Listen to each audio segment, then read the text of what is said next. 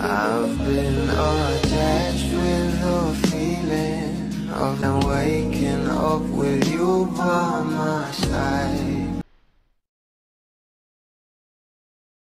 Talagang nagsisimula na nga rin mag-trick or treat dahil nalalapit na nga ang Halloween. Kaya naman talagang maraming mga bula ang super excited na sa magiging kasuotan ng ating couple ngayong taon. Na alam naman natin na taon-taon nga itong ginagawa ng dalawa. At talagang manifesting na nga raw ang maraming bubblies for Donbal Halloween costume this year. Dahil alam naman natin na kapag nagganito nga itong ating couple ay talagang nag-trending at pinag-uusapan. Alam naman natin na ito ang ating couple kapag Halloween costume nga ay talagang matchy-matchy pa rin sa isa't isa. Na talagang bagay nga talaga sila sa isa't isa. Kaya naman himlay malala nga rito ang maraming bubblies.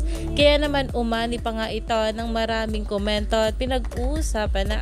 Stay tuned lang tayo for more update kila Donnie at Belle sa mga susunod pa na ayuda.